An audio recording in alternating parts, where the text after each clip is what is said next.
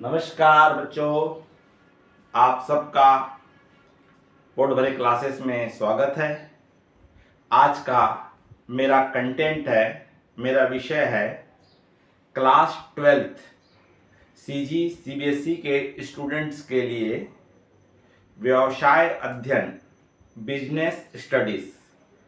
इसमें से मैं आप लोगों को संभावित प्रश्नों को बताने वाला हूं जो एनुअल एग्जाम 2023-24 में आपको पूछे जाने के चांसेस हैं। बच्चों, इसके पूर्व मैंने एक वीडियो दिया था व्यवसाय अध्ययन का, जिसमें मैंने आपको ब्लूप्रिंट के बारे में बताया था कि किस यूनिट से कितने अंकों के प्रश्न आने हैं और आपको उसकी तैयारी कैसे करनी है, कितने शब्दों में लिखना है, इन सब के बारे में विस्तृत जानकारी दी। अगर आपने वो वीडियो नहीं देखे होंगे तो पहले उस वीडियो को अवश्य देखिए। आज मैं आप लोगों को यूनिट फर्स्ट से, इकाई फर्स्ट से संभावित प्रश्नों को मैं बताने वाला हूं, किन किन प्रश्नों के परीक्षा में आने के चांसेस हैं। बच्चों, अगर आप इस चैनल में नए हैं तो तत्काल आप इस चैनल को सब्सक्राइब कर दीजिए, जिससे कि आपको आने वाले वीडियो की सूचना मिलती रहेगी। आइकॉन बेल को दबा दीजिए और आप मेरे परिवार के एक सदस्य बन जाइए। चलिए बच्चों, देर ना करते हुए हम चालू करते हैं कि आज हम किस चैप्टर्स को और क्या लिए हैं। तो हमारे ब्रादर्स क्वेश्चंस, व्यवसाय अध्ययन business studies class 12 CG CBSE के बच्चों के लिए भी इंपॉर्टेंट है। 2023-24 के एग्जाम में पूछे जाने वाले संभावित प्रश्न आज हमने लिए बच्चों इकाई फर्स्ट, यूनिट फर्स्ट लिए हैं। यूनिट फर्स्ट जो है हमारा प्रबंध की प्रकृति एवं महत्व। हमारा चैप्टर्स का नाम है, यूनिट्स का नाम है प्रबंध की प्रकृति एवं महत्व, nature of management and importance. तो बच्चों, इस यूनिट में से आपको कितने प्रश्न पूछने जाने वाले हैं और कितने अंकों के पूछे जाने वाले। तो आपको जो प्रश्न आने वाला है, एक 3 अंकी प्रश्न, 3 नंबर का एक प्रश्न आएगा, जिसके क्वेश्चंस कितने रहेंगे, एक प्रश्न रहेगा। आपके 3 सेट हैं ए बी सी, तीनों सेट में ये क्वेश्चंस इसमें अलग अलग रहेंगे। ए सेट में अलग रहेगा, बी सेट में अलग रहेगा, सी सेट में अलग रहेगा और इसमें कोई ऑप्शन आपको नहीं मिलेगा। हाँ, क्वेश्चन 5 अंकी प्रश्न, लॉन्ग टर्म्स क्वेश्चंस है, दीर्घ उत्तरी प्रश्न है, जो एक प्रश्न पूछेगा जो प्रत्येक सेट में सेम रहेगा और आपको इसके साथ विकल्प मिलेगा। आपको ऊपर वाला प्रश्न या नीचे वाला प्रश्न करना पड़ेगा। अर्थात हम ये कह सकते हैं कि सेट में आपके पास 5 अंक वाले 2 प्रश्न रहेंगे, उन 2 प्रश्नों में से किसी एक का आपको हल करना है। और ठीक उसी प्रकार 3 अंकी जो प्रश्न रहेंगे उसमें आपके पास कोई ऑप्शन नहीं रहेगा और प्रत्येक यूनिट में, प्रत्येक सेट में ये प्रश्न क्या रहेंगे, अलग अलग रहेंगे। तो चलिए बच्चों, हम देखते हैं कि 3 अंकी प्रश्न में कौन कौन से प्रश्न इस चैप्टर से इंपॉर्टेंट बनते हैं और जिनके परीक्षा में पूछे जाने के चांस है। तो 3 अंकी प्रश्न को बच्चों आप इनका उत्तर लिखोगे, लगभग 50 शब्दों में आपको इसका आंसर देना है। और इनमें जो प्रश्न है, इंपॉर्टेंट क्वेश्चंस हैं, वो हैं प्रबंध के 5 एम से आप क्या समझते हैं। वेरी इंपॉर्टेंट प्रश्न है कि प्रश्न में आपको पूछा गया है मैनेजमेंट के 5 एम क्या है। प्रत्येक बच्चे को मालूम होगा, मटेरियल है हमारा, मैनेजमेंट है। ठीक उसी प्रकार प्रश्न क्रमांक 2, प्रबंध को सार्वभौमिक क्यों माना जाता है, स्पष्ट कीजिए। प्रश्न नंबर 2 क्या है बच्चों, प्रबंध को सार्वभौमिक क्यों माना जाता है, स्पष्ट कीजिए। प्रश्न क्रमांक 3 है, प्रबंध के सहायक कार्यों का वर्णन कीजिए, कोई 3। तो 3 नंबर के प्रश्न है बच्चों, तो इसमें लगभग आपको 3 पॉइंट को डिस्क्राइब करना है। प्रबंध को जन्मजात एवं अर्जित प्रतिभा कहा जाता है, स्पष्ट कीजिए। प्रश्न क्रमांक 4 क्या है बच्चों, प्रबंध को जन्मजात एवं अर्जित प्रतिभा कहा गया है, स्पष्ट कीजिए।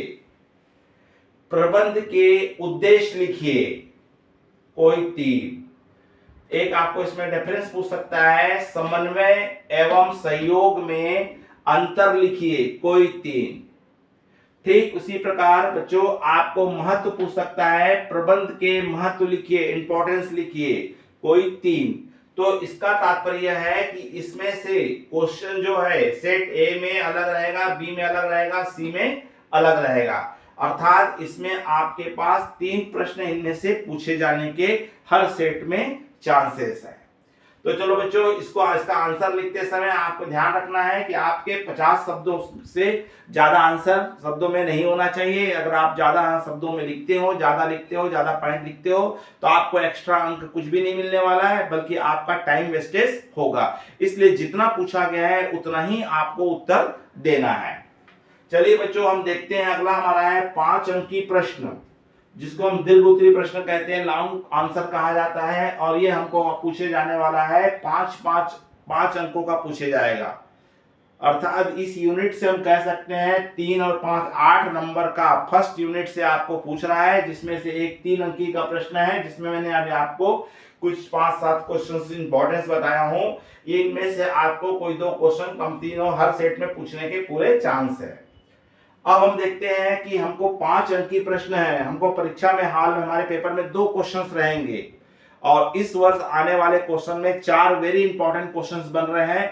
इनमें से कोई 2 प्रश्न आपके सेट में रहने के पूरे चांसेस हैं। उनमें है, पहला क्वेश्चन है प्रबंध के प्रमुख कार्य लिखिए। क्या लिखना है? मैनेजमेंट के कार्य बताना है, फंक्शंस बताना है, और इसमें कम से कम आपको 100 शब्दों में, अर्थात अगर आप पॉइंट्स वाले क्वेश्चंस है तो कम से कम 5 पॉइंट आपको डिस्क्राइब करते हुए, विस्तृत करते हुए आपको उसका डिटेल लिखना है। प्रबंध एवं प्रशासन एवं संगठन में अंतर लिखिए। आपको यहाँ पे 3 में डिफरेंस पूछा है, प्रबंध, मैनेजमेंट, एडमिनिस्ट्रेटिव प्रशासन और ऑर्गेनाइजेशन संगठन। इन तीनों में आपको डिफरेंस बताना है अंतर का आधार देते हुए, और कम से कम 5 पॉइंट पे आपका इसका आंसर होना चाहिए। बहुत इंपॉर्टेंट क्वेश्चन है। प्रबंध की प्रमुख सीमाएं लिखिए। मैनेजमेंट में क्या हमारे लिमिटेशंस हैं, हमारे पर क्या बंधन है, इनके बारे में भी आपको विस्तार से लिखना है। कम से कम 5 से 6 पॉइंट आपको इसको देना है। और एक क्वेश्चन भी महत्वपूर्ण है, प्रबंध कला है या विज्ञान, स्पष्ट कीजिए। ये क्वेश्चन कई बार आपको 3 नंबर में पूछ सकता है, शॉर्ट में भी पूछ सकता है, प्रबंध कला है कि विज्ञान। ज्यादातर विस्तृत क्वेश्चन में इसके पूछने के ज्यादा चांसेस है। बच्चों अगर आपने 4 प्रश्न को अच्छे से तैयार कर लिए, विथ पॉइंट याद करके, लिख कर याद कर लीजिए, तो मान के चलिए आपके एनुअल एग्जाम में इसमें से कोई ना कोई आपके पास 2 प्रश्न रहेंगे जिसका एक आंसर देना है, और ऊपर वाले तीनों बच्चों के सेट के लिए ए बी सी तीनों सेट में एक एक प्रश्न इनमें से रहने के चांस है। तो इन प्रश्नों का आप अच्छे से तैयारी कीजिए, लिख कर याद कीजिए, मनन कीजिए, प्रैक्टिस कीजिए, और आपको अभी से अगर आप स्टार्ट कर देते हैं यूनिट वाइज तैयारी, तो आपको एनुअल परीक्षा के समय आपके पास पूरा का पूरा आपका रेडी रहेगा, तैयार रहेगा। और चाहे तो आप इन प्रश्नों के उत्तर के लिए एक कॉपी बना लीजिए और उसमें इन प्रश्नों को उत्तर सहित लिखिए और नोट्स भी बनाते चले जाइए। अगर किसी प्रश्न को आपका समझ में नहीं आया होगा या किसी प्रश्न का उत्तर नहीं है तो आप कमेंट्स बॉक्स में बताएंगे कि मुझे सर इस क्वेश्चन का आंसर समझ में नहीं आया है या मुझे नहीं मिल रहा है, तो आप समझाने का बताइए, तो मैं आपको वीडियो बना करके समझाने का प्रयास करूंगा। बच्चों अगर ये वीडियो अच्छा लगा होगा तो लाइक कीजिए, अगर आप पहली बार इस चैनल में हैं तो सब्सक्राइब कीजिए और अपने अधिक से अधिक मित्रों को इसे शेयर कीजिए जिससे सबको लाभ हो सके। जय हिंद, नमस्कार।